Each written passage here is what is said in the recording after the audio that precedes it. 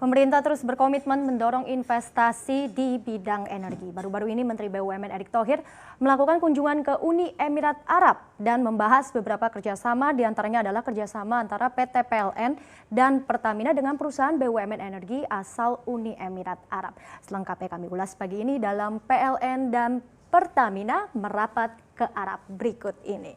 Poin meeting pertama yang dibahas adalah terkait penjajakan kerjasama PT PLN dengan BUMN Uni Emirat bidang energi yaitu Masdar. Memang sejak 2017 PT PLN melalui anak usahanya yaitu PT Pembangkit Jawa Bali Investasi diketahui telah bekerjasama dengan Masdar dengan nilai investasi sebesar 1,8 triliun rupiah. Salah satu proyek kerjasamanya adalah pembangkit listrik tenaga surya terapung sebesar 145 MWAC di Waduk Cirata, Jawa Barat. Nah, rencananya proyek itu akan dibangun pada Juni tahun depan dan sementara pengoperasiannya akan dilakukan pada semester kedua tahun 2022. Dari PLN kita bergeser ke Pertamina yang juga akan melanjutkan pembahasan kerjasamanya dengan Abu Dhabi National Oil Company atau ADNOC. Nah, kedua perusahaan ini juga dikabarkan sudah menandatangani kontrak penyediaan LPG senilai 3,9 triliun rupiah. Untuk jangka panjang memang peluang kesempatan kerjasama lain juga harus terbuka lebar. Hasil partnership dengan PT PLN antara dengan Masdar juga diharapkan tidak berhenti di sini saja. Tentu sejalan dengan target pengembangan energi baru terbarukan pemerintah, energi tenaga surya yang berawal di Cirata sekarang diharapkan bisa berkembang ke daerah-daerah lain. Seperti apa kita akan lihat di slide berikutnya. Nah, jumlah sumber daya alam yang terbatas kini mengharuskan masyarakat dan pemerintah dunia mulai beralih dari energi fosil ke energi baru terbarukan atau EBT.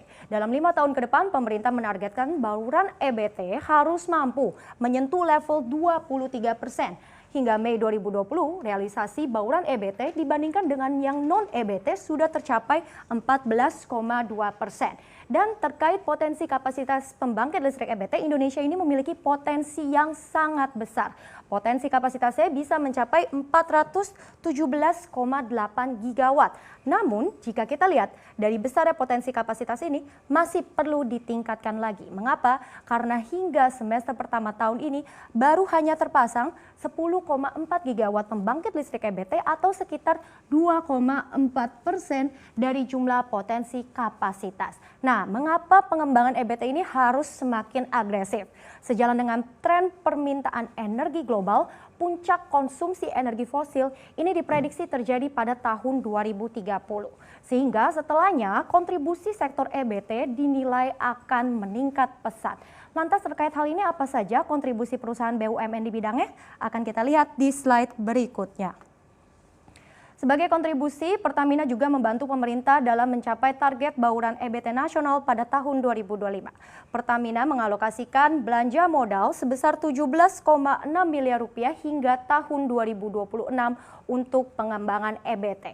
Selain Pertamina, kita lihat juga dari PT PLN ini juga memiliki program Green Booster yang juga dicanangkan. Nah, program tersebut ditargetkan mampu menyumbang sekitar 5.000 megawatt agar target bauran EBT pemerintah ini bisa tercapai.